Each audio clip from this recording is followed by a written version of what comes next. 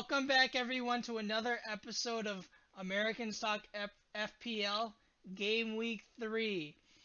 Jason, a lot of things went down Game Week 2, some big fixtures. Liverpool, Chelsea, what'd you think so far? I think I wanted it to go a little bit better for my fantasy team. I've gotten Yeah. a pretty hefty red arrow there, so interesting stuff went down. It's too bad the red card happened in the Chelsea match. Kind of took a lot of excitement out of it for me, but what can Uh, you do? Agreed. Yeah, so in this week's episode, we'll be previewing Game Week 3, obviously. We'll go over some of our key recommendations, including some spotlight players Jason has for you guys. We'll also be talking about our teams and what we're doing with our teams as well. Again, if you guys like the content, please subscribe, comment, give us a like, follow. We also have a new Twitter you can follow us on. Links will be in the description. And then also, we are part of the Fantasy Football Scout Academy, so please check out their website as well, right, Jason? Absolutely, yep, the best resource out there. All right. Again, we've been kind of doing this for almost 15 years now, but we just kind of started our YouTube channel this year. So, comments and likes are always appreciated. All right, let's move on. Next, we started a league, an open cup. Uh, Free to join. Winner gets $100. Right now, Casper's in the lead, crooked kicker, so congrats to him. He had a nice game week there with 79 points. I'm not too far off at 137 total. Not as great of a game week. Obviously, Salah didn't have uh, quite the game week for me. But if you guys think you can challenge and compete to win the $100, please join the league. It's clear from that table that I can't challenge to compete. I'm nowhere to be seen. League just started. FPL just started. Um, It's a marathon, not a sprint. Pretty much. Pretty much. Uh, as long as you're in that top, really, if you're as long as you're in that top a million by winter's transfer season, you still have a chance at top 100K, top 10K even. Yep. Um, all right, so let's go on. Jason, tell me a little bit what you saw with game week 2. All right. First off, Everton thrashed West Brom. I think last week we mentioned the Everton assets looked amazing. Team looks transformed. They did it again. Can't say enough about James Rodriguez, Calvert Lewin, Richarlison, Dina. Great assets right now. I just Ancelotti made a comment that Calvert, like, there's someone said that Calvert Lewin's only getting like one touch, one goal thing, and he made a comment. He had a striker like that called Pipo Inzaghi. He compared him to Pipo Inzaghi. What do you think of Yeah, that? What do you think of that it, comparison? it's pretty great. Yeah, Dominic Inzaghi. I don't completely agree with the comparison. People, they're definitely different strikers. DCL's a little bit Yeah. more like he's gonna be your like air headers. Um, So they both know how to score trash goals in the box, though. yeah, you could kind of say they're both a little bit of foxes in the box, but at the same time, Inzaghi was a little bit more. He played like with that line with the central defenders. Always on that line, and he found a way to evade the defender as well. Well, just Yeah. a just an interesting thing. Yeah, Tell me, Calvert Lewin's more of a battering ram. yeah, agreed. Tell me what you saw with the Leeds and Fulham. Yeah, high scoring match there. Not a lot of defense to be played. I think yeah, Fulham still like a great team to target this year in fantasy. Leeds, it seems like every match they play is going to be a high scoring affair on both sides. Patrick Bamford looks like a pretty nice bargain forward based on that. Bamford, and then also they've got a midfielder on PKs, correct? Yeah, I believe so. Yeah, Yeah, he's a great option too. Uh, yeah, it was nice to see Fulham actually had a fight in this game, so it was yeah. always nice. Mitrovic, rewarded as a patient owner, so that was good to see. Mhm. I think he'll be a solid player all year. 6.0. All right, how'd your Man United do? Oh man, that was not a good match. No, that they did not look good. You know, they looked like a team who had just started training 3 days earlier. So yeah, not a lot of positives to take out of that, other than that there's nowhere to go but up from there. They didn't have a lot of. I heard they didn't have like a lot of training before the game. No. They're the ones that were in the Europa League semifinals, so their season ended late. Also, like things like Pogba having COVID, we don't really know like how much like these kind of things affected the team too. So probably not Yeah, the best to me. Yeah, probably not the best scouting match for them. I expect them to definitely change. You agree, yeah, Mason? yeah. They looked a little better midweek against some pretty weak competition in the Carabao Cup.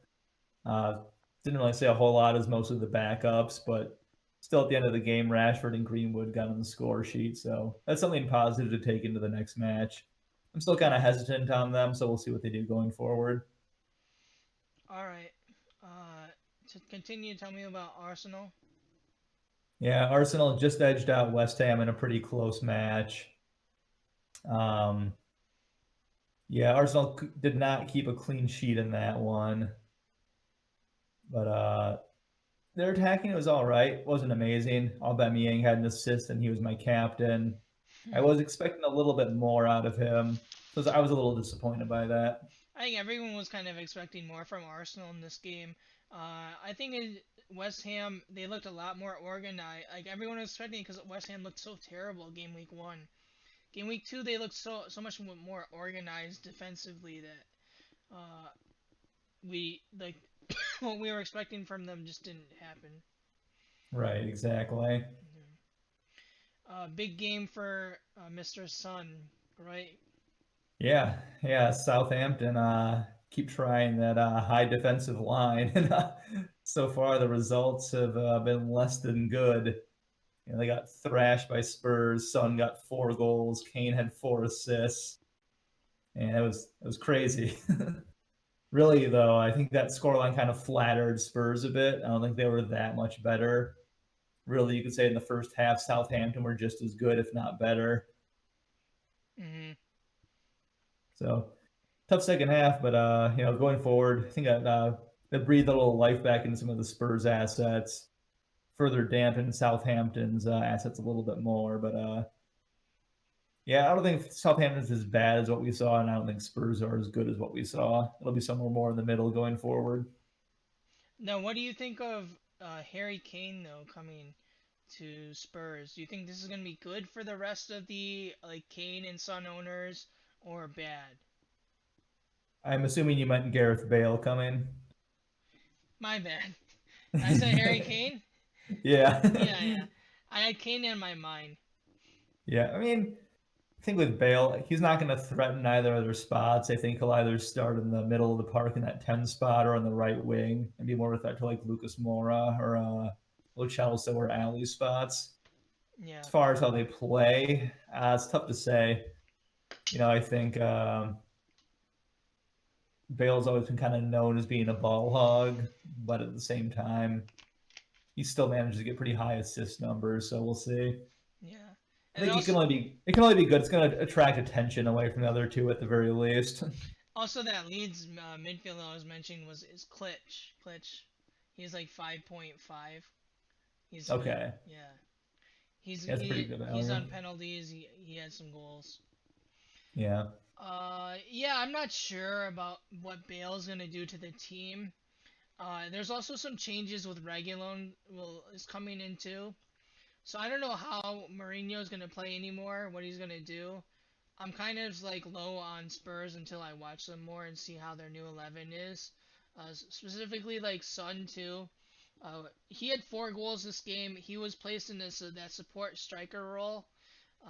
He wasn't always like he's not always in that role. Sometimes he's more at left wing. So I'm not really high on picking up anyone from Spurs until I see what they do with that new 11. yeah, it'll be interesting to see that. All right, continue. Yeah, Brighton started game week 1 looking pretty good. Still lost. Second week dominated, destroyed Newcastle. Looked like a great team. Offensively and defensively, I like them. Matt Ryan in goal. Tariq Lamptey was a standout performer. Little knock, so make sure he's healthy going into game week 3. But I think at 4.5, he's a great option. Further up the pitch, they got Leandro Trossard in midfield, but he's been great so far. And Neil Maupay is kind of a nice a budget striker who's going to get a few goals here and there. Overall, very good looking team. I was impressed by them. Mm-hmm. Yeah, On the flip Maupay. side, Newcastle looked pretty pathetic. St. Maximin got subbed off with an injury, so that's Yeah. something to look into going into next week. Supposedly, it's not bad though. They didn't look great this game week. I don't like Saint Maximin either right now. I definitely sold him right away. But I think Kalen Wilson owners should probably hold on him. What do you think? Yeah, if you have them in, you might as well keep hold of them. There's probably other fires to put out at this point. I think if Hmm. I was in a wild card, though, I would probably go with someone else. So what'd you get out of Liverpool Chelsea? Yeah, I thought Liverpool were the better team even before the red card. Afterwards, there was just no Mm, chance. So a little disappointed Salah couldn't bag a goal. Mane was obviously got the double. Thiago had a pretty good debut, gave up the penalty, which got saved from Jorginho eventually. But yeah, I mean, overall, I think it just showed that Chelsea are still a little ways off from challenging. interesting, interesting. I actually thought Chelsea, uh, pretty much in that first half, they played pretty much right at their level, right at Liverpool's level to me. Yeah, they Liverpool had more possession and everything, but Chelsea on the counter, they definitely looked dangerous. I know Fabinho, he pretty much spotted all of Werner's runs, but regardless, uh, you could kind of sense almost like there was going to be a goal on the counter eventually. Um, Yeah, Obviously, Werner looked really dangerous. I was kind of disappointed he didn't get anything out of that match because I think he deserved something. yeah. Well, I thought they did a good job covering his runs for the most part. He needed to be just a little bit more tricky, in my opinion. I definitely liked. So I'm a Kai owner. I liked where he played that false nine role. And then we also saw him in that Carabao Cup playing similar area with him scoring a hat trick. So I'm holding on to him for now. A good first half, but overall, you can't get too much from Chelsea just yet. How about Leicester, Jason? What do you see from them? Yeah, they beat out Burnley 4-2. Burnley obviously had some pretty bad injuries, both their center backs being out, so it's hard to take a lot away. Vardy blanked, which is unfortunate for his owners. I think Harvey Barnes has had some pretty good chances and gets in the box a lot in these first 2 game weeks. He delivered on some of that potential. I think he's a pretty good budget option. I believe he's 7.0 right now. So Mm-hmm. he's the pick of the bunch right now for Leicester for me. 7.0, okay. Harvard Barnes looks extremely good at 7.0, extremely good midfield option for that middle price. He's had some excellent game weeks. He's got a lot of touches in the box and shots. Someone, if I had a wild card, he'd probably be on my team right now. All right, what'd you get out of these last 2 games, Villa and Sheffield, and then City? All right, so Villa see off 10-man Sheffield, kind of a scrappy game. The biggest takeaway I got from that is Emiliano Martinez starting to net for Villa. To me, he looks like the pick of the bunch for the 4.5 goalkeepers now. Hmm. Villa are a bit better defensively than they were at the beginning of last season. He was looking like a great keeper. So wait, I like what I saw. what about Ryan? You like him over Ryan? I think so. Wow, that's quite the call. Okay. Yeah, it's Uh, close. They rotate pretty well, actually. So if you want to get both, that wouldn't be a bad idea. mhm. Uh, yeah, not too much for me to say from the game. I did you watch the City and Wolves? Yeah. City started off really hot there. Like they were just dominating for that first half. Then the second half, Wolves definitely made some tweaks. Really made a big comeback and made a pretty good game of it, really. So I think from the City side, they played a 4-2-3-1 with Kevin De Bruyne in the number 10 role. I think if they keep that formation and he stays there, he's going to have a monster year. He was just Mm. creating chances. He's on penalties, on free kicks. I mean, that guy's going to have some hauls this year. Yeah, I definitely agree with you with this De Bruyne. A lot of people are saying, oh, he's only in that 10, like, he's only gets to be on that 10 role when they go against strong opponents where they use more two holding midfielders. I think though Pep, he should really consider just having him in that role all the time now. Specifically, why I say that is with Kun Aguero out. Gabriel Jesus is not that kind of goal threat like Kun. But KDB can be maybe not specifically all the goals, but goals plus chances created at that 10 role, he can be almost like a Kun threat for them, which I think is much needed uh, for their attack. So I would really like to see Pep continue him playing that KDB role, and if it does, this guy is pretty much going to be your 100% essential fantasy player for the year. Yep. They're on the Wolves side. Who did you see that you liked? Obviously, everyone is huge on Potence.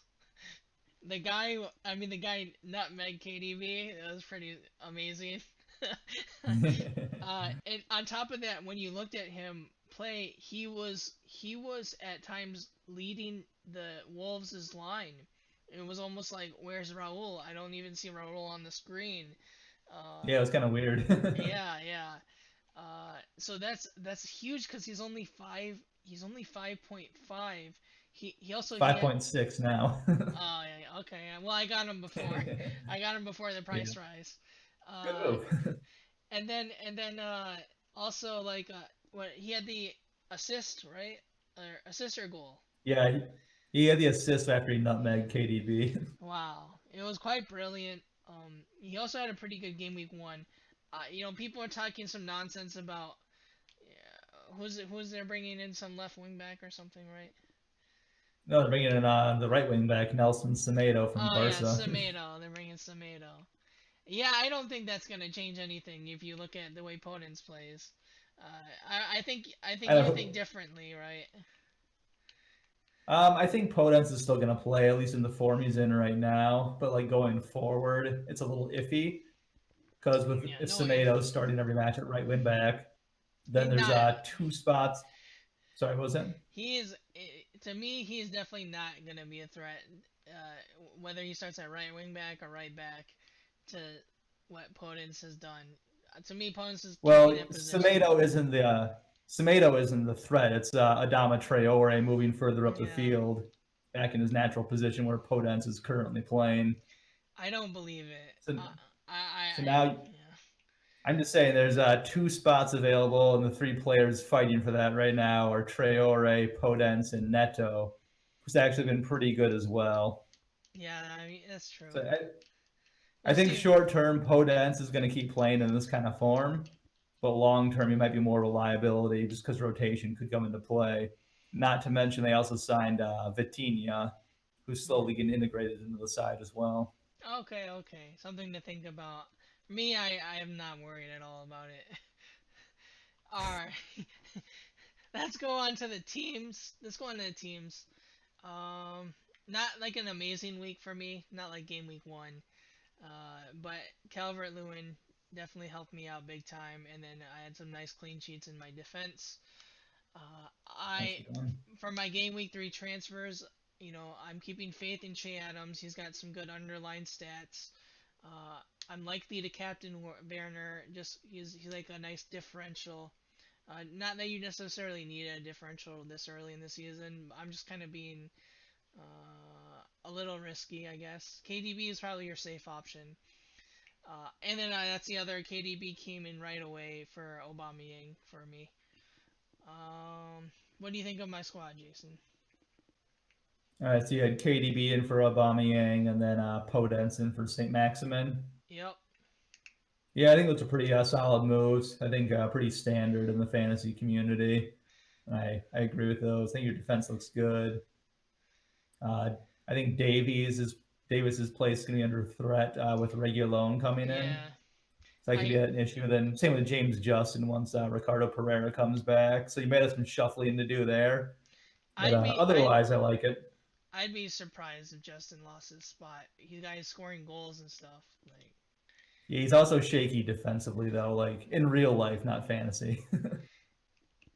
I guess.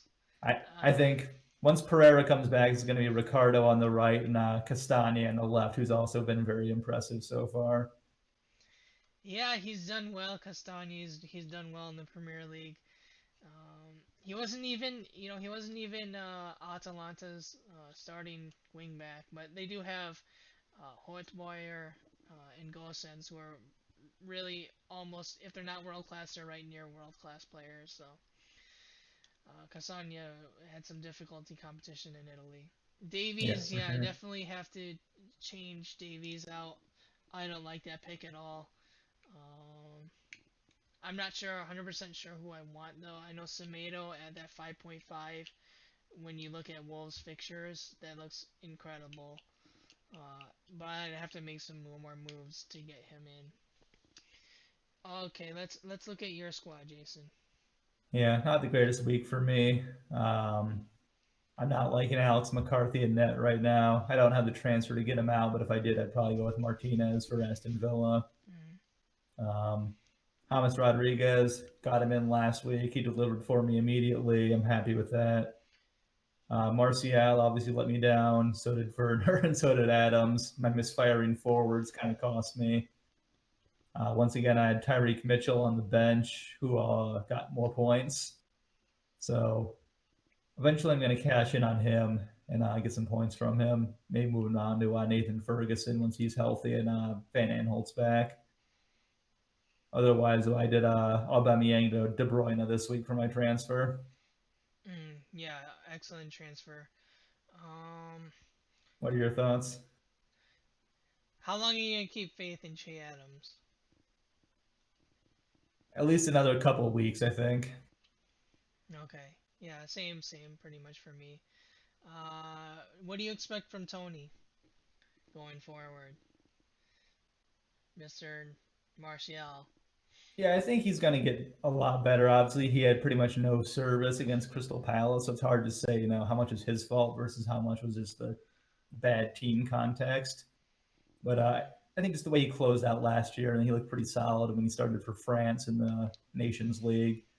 I think he'll find his shooting boots sooner rather than later.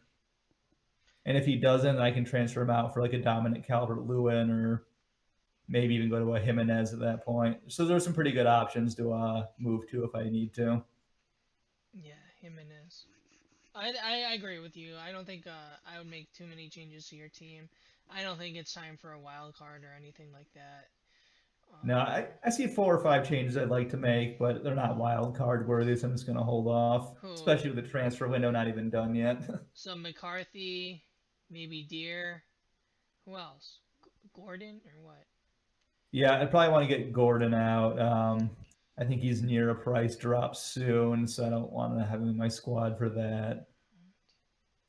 Mitchell, obviously, I'll be moving to Ferguson eventually. I don't Yeah, like having 3 Southampton players.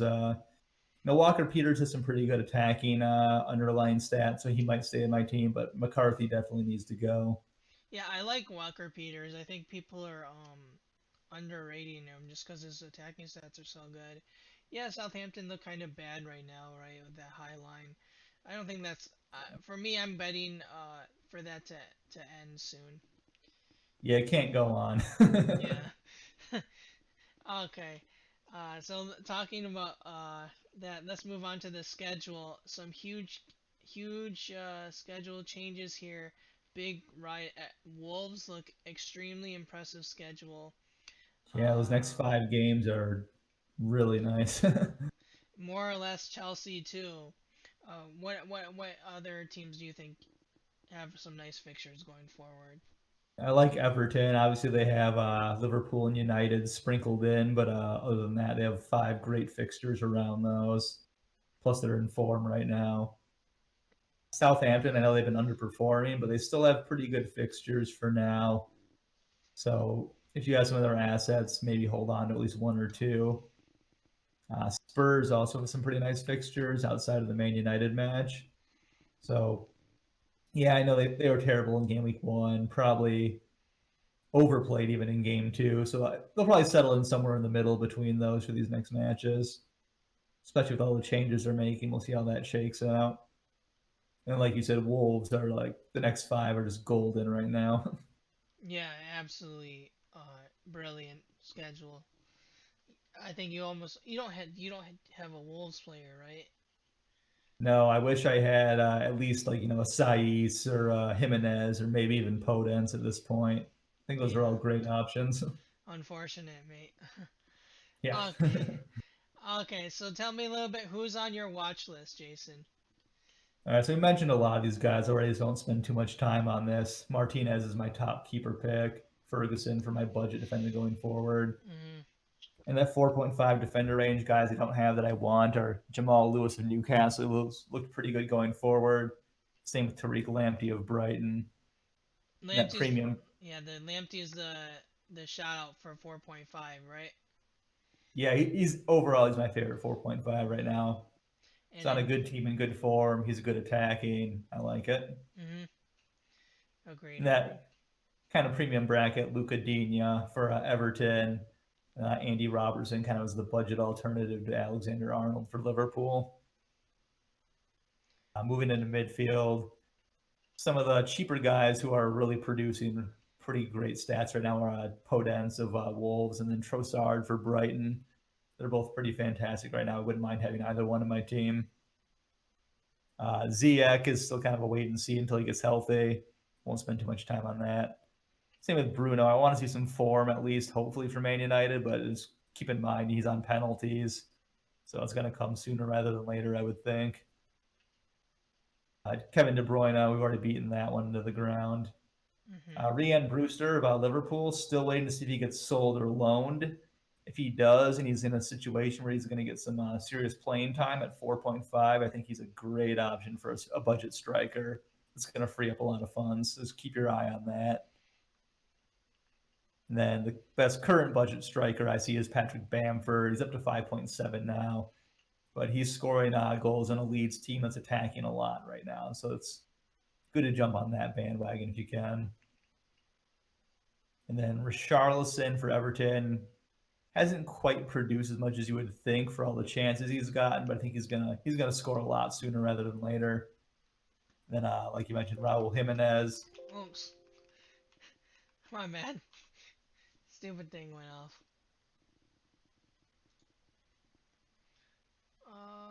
Yeah, Raul Jimenez for sure. With that fixture list coming up and his scoring a goal in basically every game, it's hard to argue against that kind of consistency. Definitely, he's got the best schedule. I would have him on my team if I had a wild card. Yeah, I can't argue against that. Okay, so now you got a new segment here. Um, more like a more like specific spotlight on some of the players you're really considering. So tell me a little bit about this first one, then, Thomas Soucek. All right, so my spotlight, usually what we want to do is highlight players we're looking to get onto our teams, kind of as like our top watch list players. But I'm taking a different approach right now, and I'm going to highlight the guys who are currently on my team, who I feel like I need to keep the faith with, and I needed a reason to keep them and not go for the shiny new object out there. So my first player I'm going to highlight is Tomas Soucek of West Ham.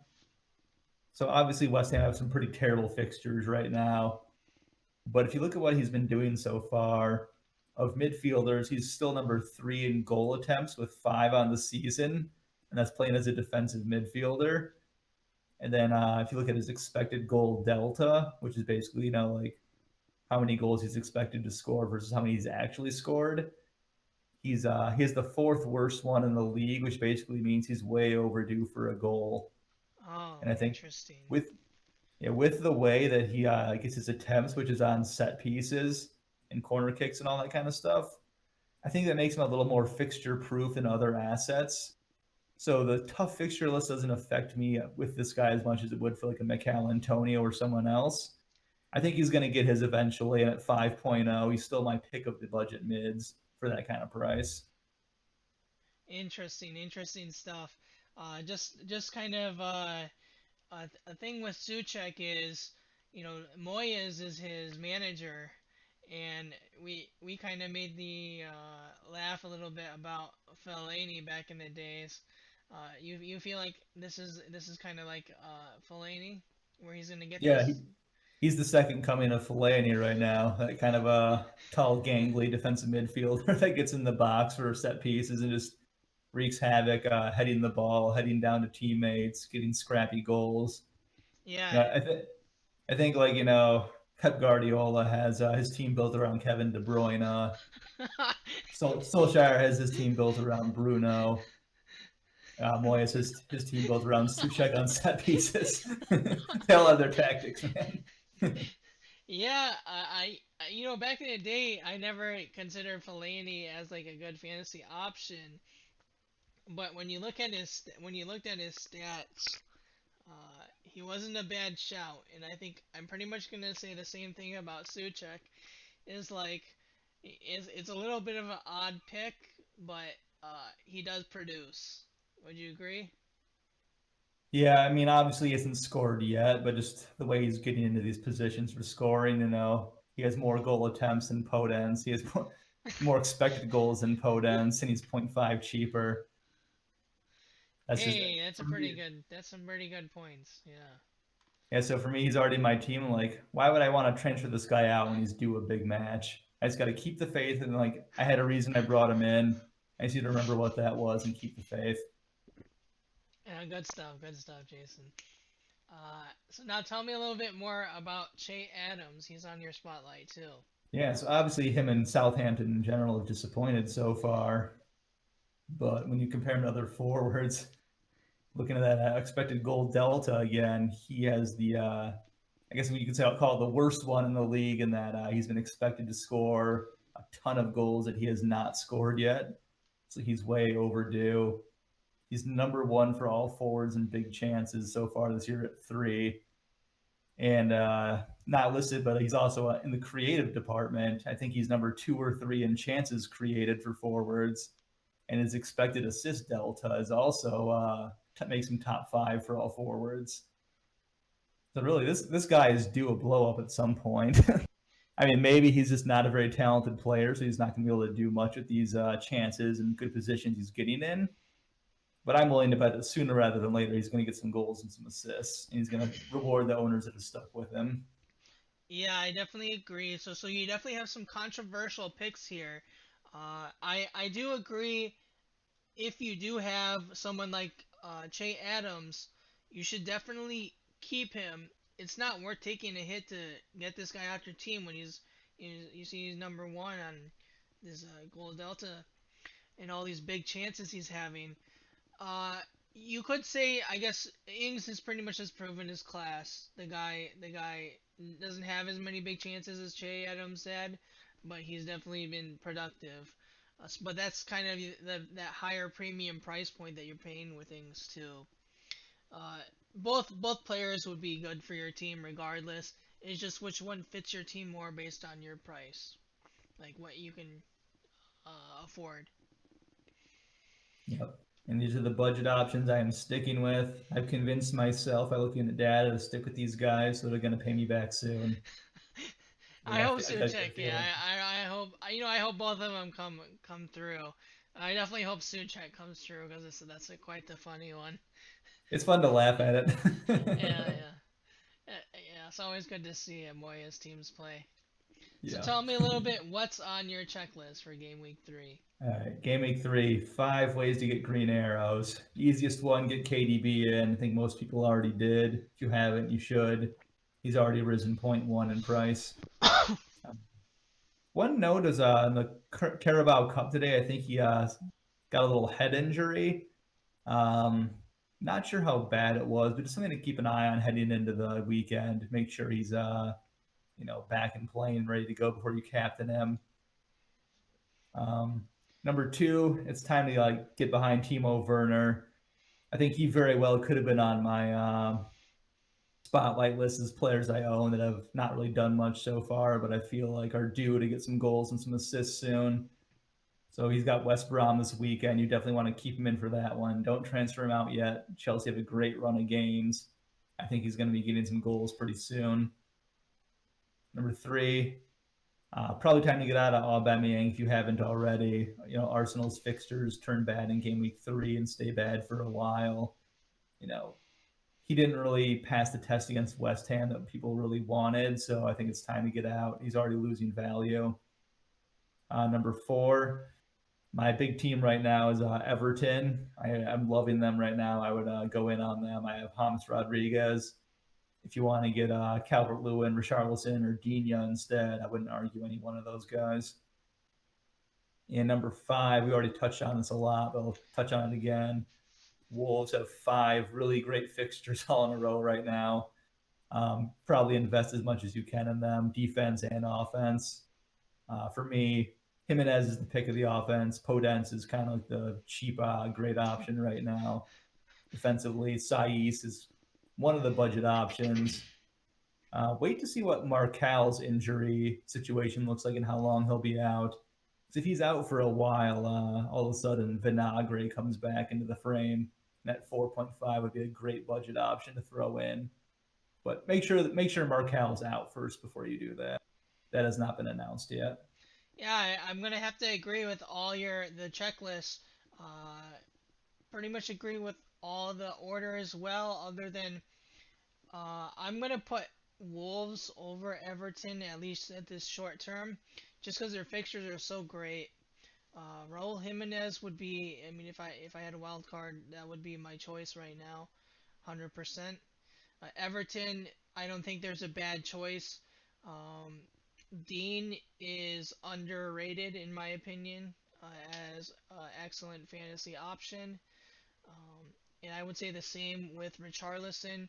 You could also say like kind of like he does have productive numbers, but his underlying stats are even greater. Um, but really anyone like Mr. Pipo Inzaghi DCL, I guess, also a great pick. Mm-hmm. And then everyone's favorite James. So you got plenty of choices. It just Yep, have fun with them. yeah, what fits your team. Uh, Oba exit plan. That's I mean, obviously, I exited out of Oba too. Mainly, it's just because up to the fixtures 3 to 8. I'm gonna agree, but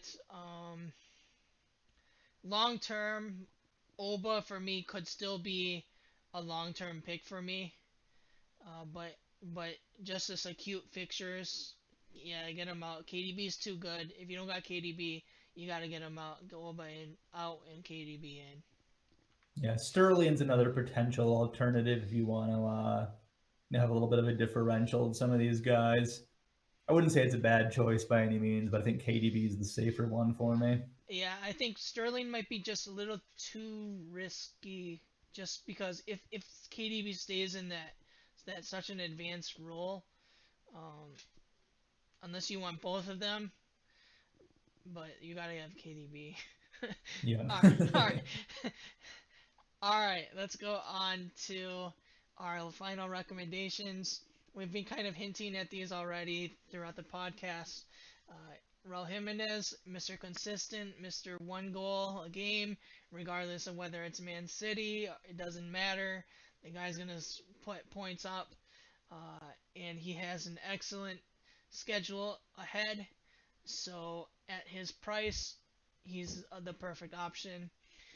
A nice, almost now, initially everyone had this guy, Timo Werner. Now, people are dropping him, which is excellent for people that kept him. He's not really a differential, but could be. And if you captain him, yeah, he's a differential. Uh, you see his runs. You saw what Havertz did midweek. I expect Timo to do something very similar this game week 3. And then Potence, again, I'm heavy Wolves. I'm heavy on that fixtures. Mr. Number 10, Nutmeg on KDB. 5.5, say no more. Jason, what's your fixture? What's your Rex? I'm a little more boring, but no matter what, Mohamed Salah is still my number one pick. I mean, he's still Salah. He's still on Liverpool. It's hard to go against him. I think looking forward between him and KDB, I feel like they're both essential for me right now. So those two are like automatic picks, which is kind of boring, but sometimes you just got to go with boring and tried and true. So my number 3 pick, I'm going to go with the Everton exciting guy, James Rodriguez. I think it's the way he's creating chances and now finishing chances in game week 2. I think it's going to be really exciting to own this year at only 7.5, which is what I bought him for. He's going to be a huge bargain this year. Yeah. Yeah, I'm gonna agree. Obviously, uh, I have all your players other than James. I'm definitely Team Salah. Team Salah long term. I don't think I'll ever get him out of my team, honestly, unless he gets like a long term injury. Yeah, that's Uh, about it. Injuries the only way he's coming out. yeah, Salah on pens, man. Like, forget it. It's Yeah. over. That's a permanent spot. KDB, you can pretty much say the same thing. That's a permanent spot for the rest of the year. James, hmm, he's excellent at 7.5. But I mean, my theory, I had that theory coming into the season that because of James, uh, the forwards would score a lot of points. I'm kind of sticking with that theory. I picked DCL in the beginning, so I'm probably going to stick with that. I don't really want to have two Everton players, but it's definitely something I consider. If I was on a wild card, I might have James on my team, but I already have Everton. So if you're adding like two Everton attackers, it's almost like um, then like it's Double the almost fun. yeah yeah you can I could do it, yeah. Just something to consider, James. You consider him essential, He's not essential, but for me right now, he's in my top 3. and then you also have to consider with him he's injury prone. He gets injured like almost every season, so. Yeah, so I'll deal with that when it comes around. For me, he's healthy right now. He's in form. The team's in form. I have to get on that. Okay, that pretty much wraps it up for this week's episode. Again, if you guys like the content, please subscribe, comment, let us know what you think. Put your teams on the bottom. We can rate them. We can give you some recommendations. Uh, Again, big shout out to Fantasy Football Scout. They've got excellent content on their membership, members only. Jason and I both use their tools on a weekly basis. Uh, Yep, you got to use them. They're essential for really truly understanding fantasy and digging into the stats and really making yourself a better fantasy manager. Join our league.